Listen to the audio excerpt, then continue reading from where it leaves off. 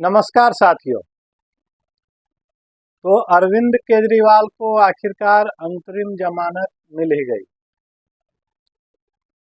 दरअसल यह अंतरिम जमानत एक तरह से देखें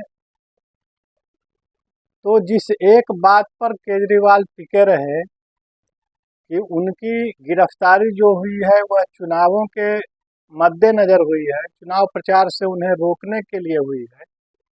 चाहे आप राउज एवेन्यू कोर्ट देख लें, चाहे हाई कोर्ट देख लें, चाहे सुप्रीम कोर्ट देख लें, और यह ऐसा तर्क था जिसे देखकर लगता था कि यह इसमें कोई दम नहीं है, इसमें कोई बात नहीं है, यह बड़ा ही बचकाना तर्क है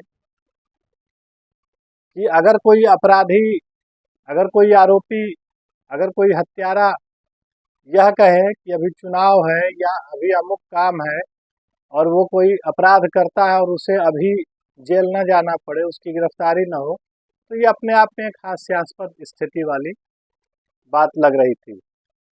लेकिन इसी पॉइंट पर, इसी एक बिंदु पर कोर्ट ने उनको जमानत दे दी, और जिसकी चर्चा पूरे देश में हो रही है, जिसकी चर्चा हर जगह है, सोशल मीडिया हो, मीडिया हो, तमाम जो बातचीत के दायरे होते हैं वो हो,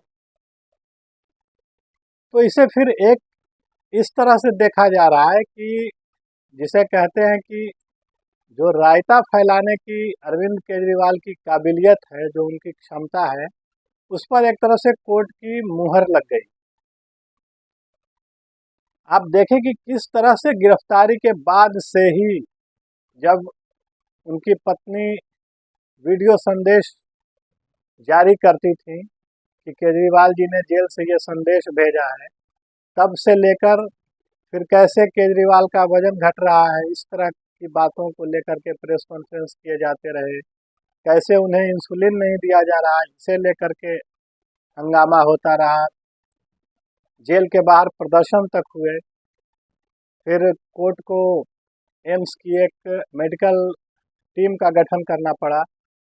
कैसे केजरीवाल यह चाहते थे कि वकील से उन्हें ज़्यादा बार मिलने की इजाज़त मिले, उन्हें अपने डॉक्टर से सप्ताह में कई बार बातचीत करने की इजाज़त मिले, और उसे तो छोड़ ही दीजिए, जब 9-9 समन पर वे हाजिर नहीं हुए और यहाँ तक कह डाला कि समन ही अवैध है।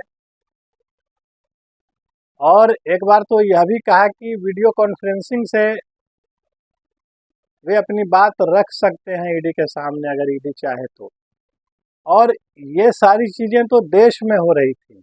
अगर विदेशों की बात करें तो जर्मनी, अमेरिका, यहाँ तक कि यूएनओ जैसे संगठनों ने भी एक तरह से केजरीवाल के पक्ष में बयानबाजी की। यह कहा गया कि केजरीवाल को बिल्कुल समान जो न्यायिक अधिकार हैं उसके प्रयोग का मौका मिलना चाहिए, और उनके साथ कोई भेदभाव नहीं होना चाहिए। कुछ लोग यहाँ तक कह रहे हैं कि संभवतः यही वजह है, जो विदेशी दबाव है, कहीं यही तो वो कारण नहीं है जिसकी वजह से कोर्ट को यह स्टेप उठाना पड़ा, क्योंकि केजरीवाल ने तो जमानत मांगी ही नहीं थी। केजरीवाल तो पूरे मामले को अवैध बताने के लिए, उनकी जो गिरफ्तारी हुई थी उसको अवैध बताने के लिए गए थे और उस याचिका पर सुनवाई चाहते थे। लेकिन कोर्ट ने अपनी तरफ से यह कहा कि नहीं, इस मामले में तो बहुत समय लगेगा, तो आप क्यों न करते हैं, अंतरिम जमानत की बात आप करते हैं। और अंततः कोर्ट की पहल पर यह सब कुछ हुआ, और पिछले दिनों जब 7 तारीख को बहस पूरी नहीं हो पाई थी, तो फिर 9 को ईडी ने अपनी तरफ से एक एफिडेविट कोर्ट को दिया, और उसमें तमाम तरह के तर्क दिए कि चुनाव में प्रचार करना कोई मौलिक अधिकार नहीं है, कोई कानूनी अधिकार नहीं है, किसी भी तरह की जो संवैधानिक अधिकार हैं उसके अंतर्गत यह चुनाव का प्रचार नहीं आता है। लेकिन फिर भी कोर्ट ने बिल्कुल इन चीज़ों को दरकिनार कर दिया। तमाम तरह के तर्क दिए गए थे ईडी की तरफ से कि अभी जेलों में 5,000 के लगभग नेता बंद हैं, क्या उन सबको ऐसी सुविधा दी जाएगी। अगर ऐसा होता है, यह नज़ीर बनता है, तो आने वाले समय में बहुत दिक्कत होगी, किसी भी नेता को गिरफ्तार करना मुश्किल होगा। लेकिन कोर्ट ने सिर्फ एक बात कही कि कोई भी समानांतर रेखा नहीं खींची जा सकती है और हर मामला अपने आप में अलग होता है। यह बात अलग है कि केजरीवाल को कुछ शर्तों के साथ जमानत मिली है। उन्हें सचिवालय नहीं जाना है, उन्हें मुख्यमंत्री के तौर पर सिग्नेचर नहीं करना है, शराब घोटाले के अपने मामले में उन्हें कोई बयानबाजी नहीं करनी है, ये तमाम चीज़ें हैं। और फिर 2 तारीख को उन्हें वापस सरेंडर करना है। लेकिन अपने आप में यह एक अजीबोगरीब बात लग रही है। इसने सबको चौंका दिया एक तरह से, कि जैसे आए थे हरिभजन को ओटन लगे कपास, वह स्थिति हो गई कि मांगने कुछ गए थे और मिल कुछ गया। खैर, अब अगर देखें तो केजरीवाल जो कि यह कह रहे हैं कि, या उनकी पार्टी यह कह रही है कि सिर्फ केजरीवाल ही हैं जो देश में प्रधानमंत्री मोदी को टक्कर दे सकते हैं।